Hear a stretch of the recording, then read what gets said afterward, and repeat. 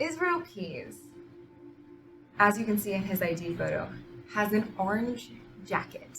And this fucking jacket sent me on a long path to look for a victim. Israel Keys, ever heard of him? If it looks like I'm sweating, it's probably because I am. It is super hot outside. It is getting into that Georgia summertime time. It is hot as balls outside. I have a fan going and I'm doing my best. Let's see how this goes. In addition to the many wonderful compliments I have got about my thorough research, I have also been asked how I went to research. And I decided that I want to share something with you. This really illustrates what researching is like. I think ultimately, to be a good researcher, it has to be something innate to you that you want to do.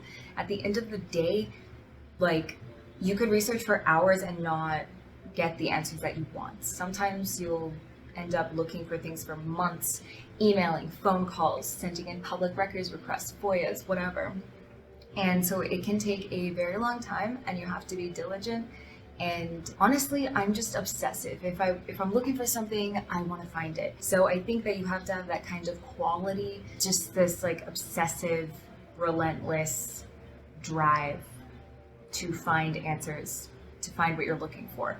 That being said, a lot of times there are just these rabbit holes I will just dive into and they lead nowhere. I will spend hours and hours or days and days, weeks and weeks, sometimes months and months, you get the point, looking for things that they don't line up. They were hunches I had, or maybe I thought puzzle pieces connected that didn't. And this is helpful for research because it allows you to narrow down what is and isn't helpful information.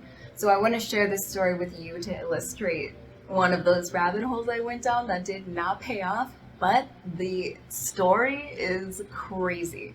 So, and in addition to this story, there are things about keys that you might find interesting. I want to give a quick shout out to Michelle Tooker. Many of you may recognize her from True Crime Bullshit as a member of the research team. She heard me out about this whole thing and was so kind. She helped with reaching out to the fur rendezvous and solidifying a timeline and helped with the research and looking for photos and stuff. It was just so nice to be able to talk to someone about this and work through it and play off ideas. And Michelle is an entrepreneur and she is the creator of True Crime Trivia, a 3-part series, which is so cool. You guys should all go check it out. So thank you again, Michelle. I'm a very visual person, and so sometimes when I'm researching, I like to just look at videos from the time period I'm looking at. So I started to watch YouTube videos from the time that Keys was in Alaska to see, hey, maybe I could spot him or Kimberly or whatever. And I did, but I will get to that in a minute. I decided to look at videos from the Fur Rendezvous, which is a big event that happens after the long, dark winter in Alaska. So there's lots of huskies. They have ice sculpture competitions, Native American events, and different art displays. And of course, lots of food and different fun events. It's very like family and community oriented. Israel Keys, as you can see in his ID photo, has an orange jacket, and this fucking jacket sent me on a long path to look for a victim. As I was looking through videos, I saw a woman standing in the background of this fur rendezvous event, which ironically was called the Outhouse Races. Now, if you know anything about Keys, you know that he had a thing for outhouses and taking victims there. So I just thought that this was incredibly like ironic, weird, but I guess that's Alaska for you. I've always wanted to go there. Has anyone been to Alaska? Let me know. Anyway, so as you can see in this video, I see this woman and she has the exact same jacket. So what are we about to see, Dad? Outhouse foot race. Outhouse? You mean they have somebody in an outhouse? Well, they got 2 of them.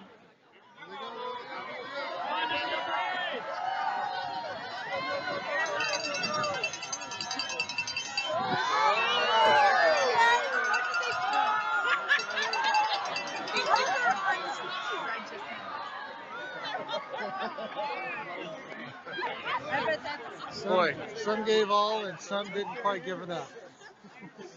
Well, in the end, we hope it all comes out. What? We know that Keyes would wear victims' clothing, or you know what I mean? He would like take items, like Jimmy Tidwell. He scalped him, literally wore his hair and his hat. I put them side by side. I looked them up to see like was there a difference in the design from the men's version and the women's version of the jacket. They're the same. And you know, she could have just had the men's version of the jacket. I don't know. So it got me thinking, oh my God, is this where he got his jacket? Is this woman a victim? I was just obsessed with trying to identify who exactly the woman was. So I messaged the guy who made the YouTube and he didn't get back to me.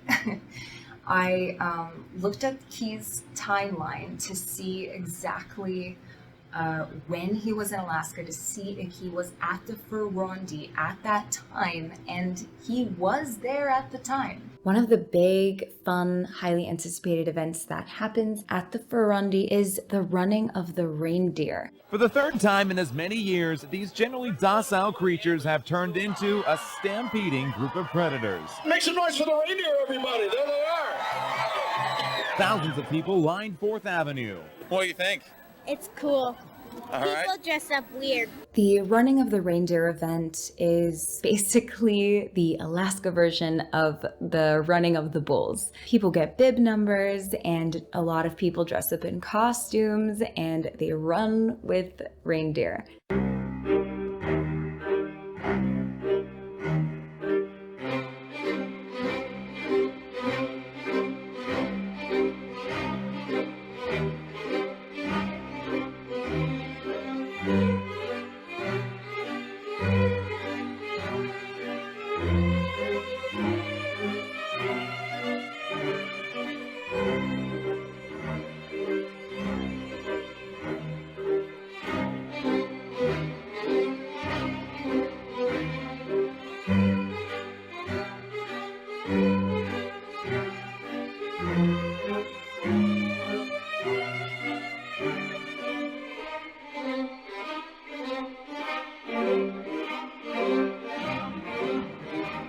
I am pretty sure this is him and Kimberly at the Ferrandi event. I found this photo on Facebook. I believe that runner number 11 here, dressed in scrubs with a burgundy hoodie underneath, is Kimberly, and the man behind her, number 19, is Israel Keyes. Their height and body structure line up perfectly with Kimberly and Israel, and also Kimberly was a nurse practitioner, and there are plenty of other nurses and medical professionals wearing scrubs as part of their running of the reindeer outfit or whatever attire. It really just makes sense that she would be part of that community. It really does make sense that family members or significant others, and in this case that would have been Israel Keyes to Kimberly, would have dressed up to join in the fun. This looks like Keyes. He has the same build, same height, like everything. It looks like him, but obviously they're both wearing masks. So I tried to contact the Ferrandi to see if they had a list because they're wearing like bib numbers, right?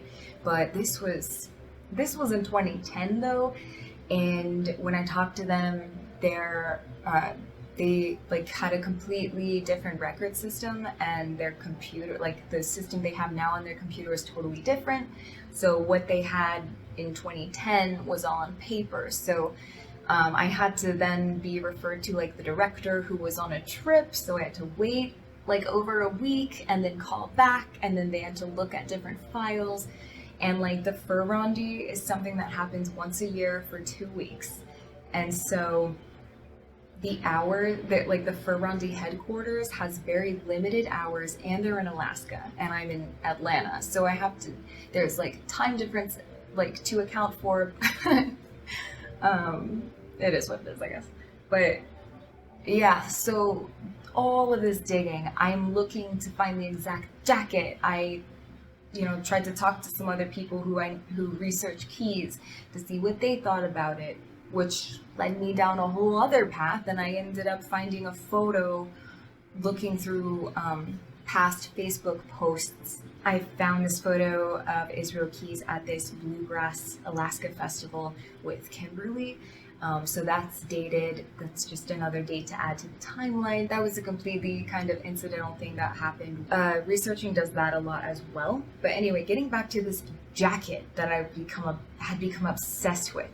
This woman and this jacket. I was just so horrified that maybe he had killed her because they were there at the same time. So it led me down some weird paths. I started looking up other videos from the fur rendezvous to see if I could see keys in them, because the race that he and Kimberly, and again, I don't have confirmation that it was them, but it fucking looks like them. Anyways, that race was on a different day from the outhouse races. He was in town, but I don't know if he was there. So I was trying to figure that out. It's very detail oriented. A lot of research is just digging and digging and digging. So, weeks have gone by. I just constantly thinking about this woman in this jacket and thinking like, what could have happened to her? I had posted to groups asking if anyone recognized her, so I probably seem like some freak, which I mean I am. Whatever. I'm okay with that. I was finally able to talk to people at the fur rendezvous, and they said that they could not find any list with people's names registered to the bib number that they were wearing. So there was no way to officially, definitively say this is Israel Keys and Kimberly here on this date at this race. And that can be frustrating too when pieces seem to fit, but really it's so important to have solid evidence, especially when trying to identify victims. I went through so many lists of another thing about the fur rendezvous that is people will come and visit for it. And Alaska's huge, and I know a lot of people there's a massive part of Alaska that is mostly not inhabited, but it's still large, and people from Canada come over, and so I'm looking at people who live nearby who could have gone missing, or people who had family visiting for the fur rendezvous and had family go missing. Yeah, just exhaustive efforts.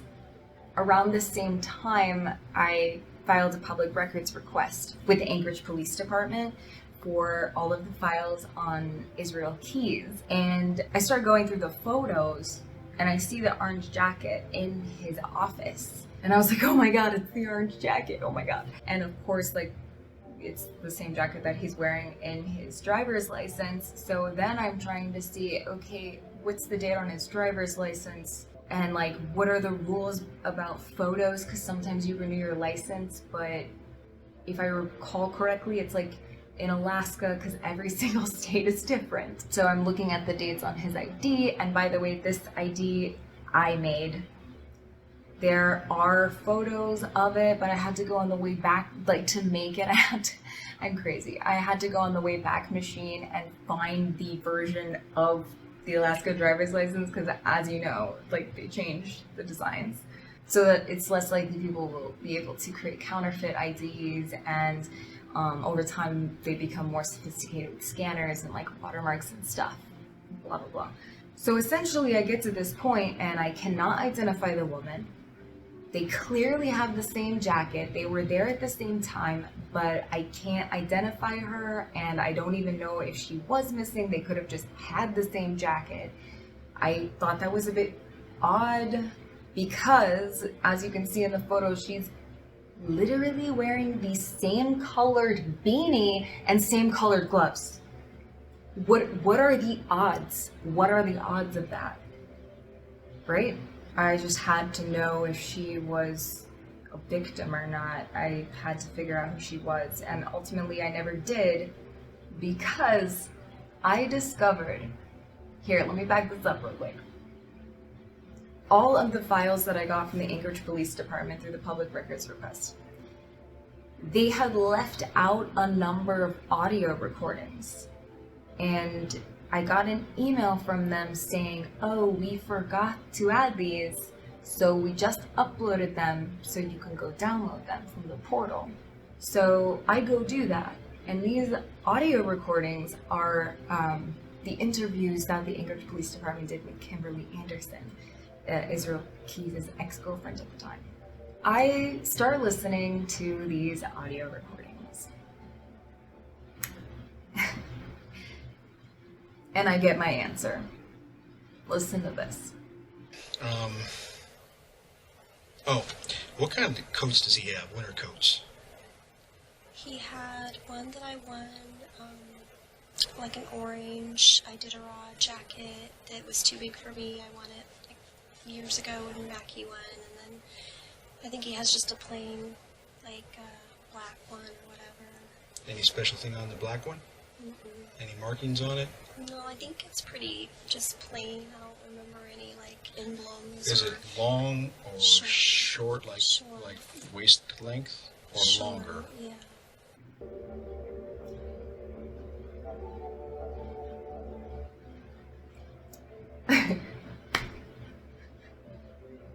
When I heard that, so many things, I thought, oh my god, I just solved this. Thank God this woman is not a victim of Israel Keys. It's not gonna like haunt me wondering about it. More than likely, they were giving these jackets away. She's standing next to a guy that has a very similar styled jacket in a different color. So I'm wondering if these were, like, they gave these jackets away. I still can't really explain the gloves and the hat. I guess that could have been part of the outfit thing if they were giving all of it away. I don't fully know. But clearly, that solved that for me. But that was months of trying to figure out what the hell was happening with this goddamn orange jacket. Really, that whole story really encapsulates what research is like. And I absolutely think that if you're not obsessive and you don't have this like insanely hyper-focused drive to do something or to find answers for something, then ultimately it's kind of like a game of willpower and just doing the work. I'm not good at that. Luckily, I'm just kind of nuts and have that obsessive drive. So it's more of like, I enjoy it. That may sound odd, but I like it. It's like problem solving, putting puzzle pieces together. And it really, you know, when you're looking for a victim, an actual human being that may have been killed, and not just killed, but murdered by this sick fuck. It just, yeah, festers and like grows into this whole thing of its own that you essentially have to like figure out, or you can't move on with your life. Maybe that's just me. I don't know. It sounds pretty unhealthy, doesn't it? Oh my god, and of course after doing this I started getting ads for the Port Authority jacket. Oh my god. So I hope that some of you found this story interesting. If you guys want to know more about my research process or you have any other questions, totally feel free to ask.